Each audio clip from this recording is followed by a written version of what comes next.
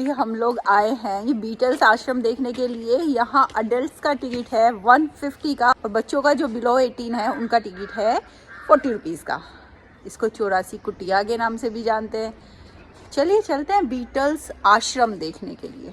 1960 में बीटल्स एक pop band था, वो यहाँ पर आया था और काफ़ी दिनों तक वो लोग यहाँ रहे थे। उन्हीं की वजह से इस आश्रम का नाम बीटल्स आश्रम पड़ गया था। और अगर आप बीटल्स के फ़ैन हैं तो यहाँ आपको ज़रूर आना चाहिए। यहाँ आकर आपको बहुत ही खूबसूरत से ग्राफिटी और पेंटिंग्स देखने के लिए मिलेंगे। 84 कुटियाँ हैं ऐसी ऐसी सी सारे में, जहाँ बैठ के आप मेडिटेट भी कर सकते हो। काफ़ी शांति है। राजा जी टाइगर रिजर्व का जो जंगल है उसके अंदर ये 84 कुटियाँ हैं। और आए कैसे हम लोग जैसे आपको पता है परमार्थ निकेतन में रुके हुए हैं। अब परमार्थ निकेतन से जैसे ही हम जानकी सेतु की तरफ बढ़ते हैं, जानकी सेतु से 300 मीटर की दूरी पर जब आप लेफ्ट हैंड साइड पे मुड़ते हैं तो लास्ट में ये बीटल्स आश्रम है। टिकट खरीदिए और फिर यहाँ आ जाइए। चलिए मैं आपको अंदर से दिखाती हूँ 84 कुटियाँ कैसी हैं।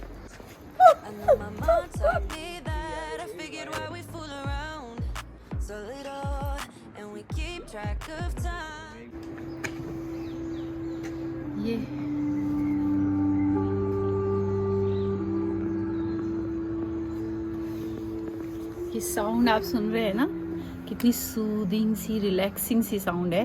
और इस साउंड के साथ ही जब आप इन कुटिया में बैठ के मेडिटेशन करोगे तो जाहिर सी बात है आपको अच्छा लगेगा। –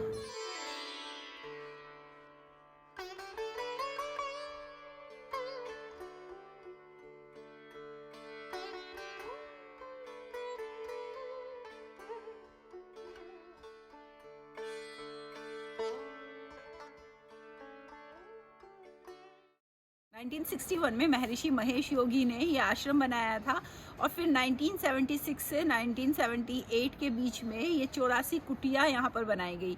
इन कुटिया में जो ये स्टोन्स लगे हुए हैं, ये स्टोन्स गंगा रिवर से लिए गए हैं। और वहाँ पीछे, वहाँ नीचे अगर आप जाते हैं थोड़ा सा तो वहाँ पे गंगा जी भी बह रही है।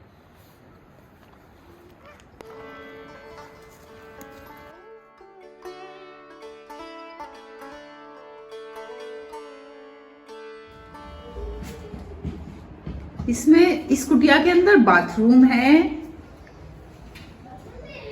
एक ये रूम है और इसके ऊपर मेडिटेशन का रूम बनाया गया है। एक आदमी के रहने के लिए परफेक्ट जगह है। पता है जितना ये लोग टिकट के प्राइस ले रहे हैं ना 150, मेरे ख्याल से बहुत ज़्यादा है।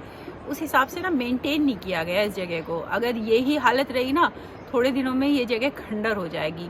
और ये बड़ी खूबसूरत सी जगह है। यहाँ आके यहाँ का जो ओरा है ना, अगर उसे बैठ के फील करो तो सच में यहाँ पे मेडिटेट करना एक बहुत ही बढ़िया सा अनुभव हो सकता है। पर अगर इसे मेंटेन नहीं किया जाएगा तो ये जगह तो भाई साहब ख़त्म हो जाएगी। बुरी हालत है, जर्जर हालत में ये सारी कुटिया।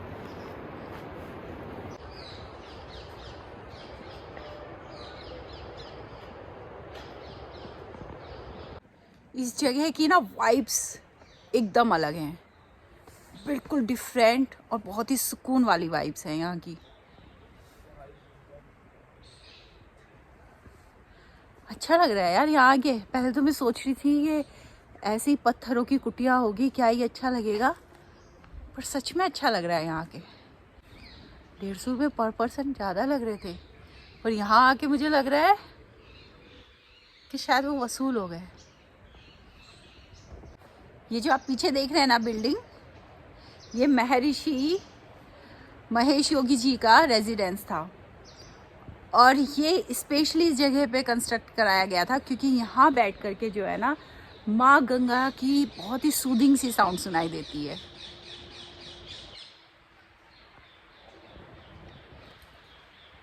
घर है या भूल भुलैया?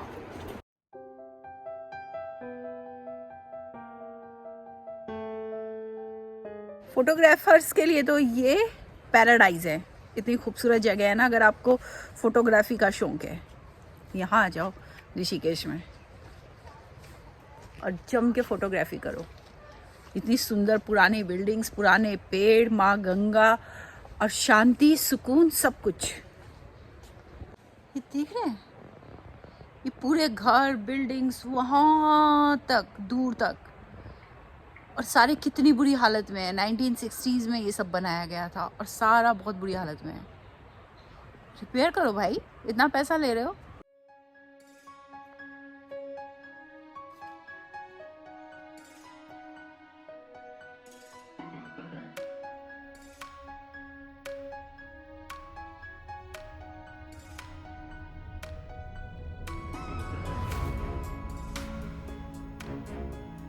ये 1976 में कंस्ट्रक्ट हुआ था और ये मेन रूप से लेक्चर हॉल था। यहाँ पर क्लासेस कंडक्ट हुआ करती थी और यहीं पर अब बीटल्स की ग्राफिटी बनाई गई है बड़ी खूबसूरत सी।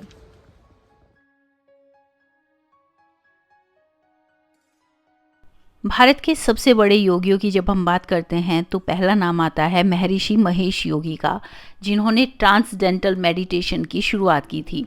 ट्रांसडेंटल मेडिटेशन यानी कि भावातीत ध्यान योग, जिसके जरिए महर्षि दावा करते थे कि ये लोगों को उड़ना सिखा सकते हैं। 60s में जब बीटल बैंड यहाँ आया था तो उन्होंने बहुत सारे अपने म्यूजिक एल्बम के लिरिक्स भी यहीं पर लिखे थे और यहीं पर महर्षि महेश योगी के साथ उन्होंने मेडिटेशन भी किया था और काफ़ी दिनों तक वो लोग यहाँ पर रहे थे। और उन्हीं की याद में ये इतनी खूबसूरत सी ग्राफिटी भी यहाँ पर बनाई गई है, जिसमें बीटल बैंड के जो मेंबर्स थे उनके फ़ोटो को उकेरा गया है और महर्षि महेश योगी जी का भी फ़ोटो है उनके साथ में। तो बड़ी खूबसूरत सी यहाँ के जो वाइब्स है ना, मुझे बहुत अच्छे लग रहे हैं, बड़े पॉजिटिव से वाइब्स हैं यहाँ।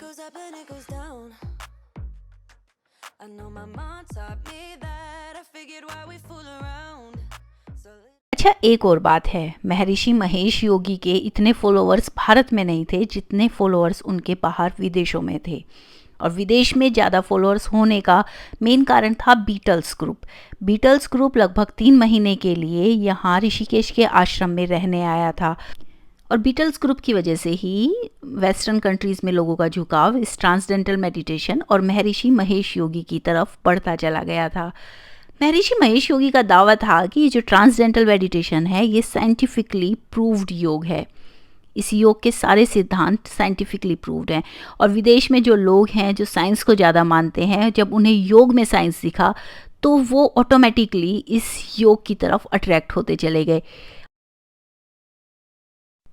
इस आश्रम में जाने से पहले मुझे तो महर्षि महेश योगी के बारे में ज़्यादा कुछ भी जानकारी नहीं थी, क्योंकि मुझे आश्रम में आना था, इसलिए मैंने उनके बारे में थोड़ा सा पढ़ा, थोड़ा सा जाना और जानकर पढ़कर थोड़ा दुख हुआ कि जो चीज़ हमारी अपनी विरासत है उस विरासत को हम वैल्यू नहीं कर रहे हैं। बाहर विदेशों में उसे कितना ज़्यादा एडमायर किया जा रहा है और हम लोग तो इस आश्रम को सहेज कर नहीं रख पा रहे हैं। आप देख रहे हैं क्या हालत है इस आश्रम की, खंडर हो चुका है। विदेशी लोग वैल्यू कर रहे हैं हमारी चीज़ों की, हमारे योग की, हमारे योगियों की, हमारी धरोहर की, और हमारा जो अपना है हम उससे कहीं दूर होते जा रहे हैं। वैसे समय बदल रहा है, धीरे धीरे सब लोग योग की तरफ, मेडिटेशन की तरफ अट्रैक्ट हो रहे हैं। भारत बदल रहा है और धीरे धीरे देखिएगा वापस से भारत में हमारी पुरानी सभ्यता, पुरानी संस्कृति वापस आएगी और फिर से हम विश्व गुरु कहलाएंगे।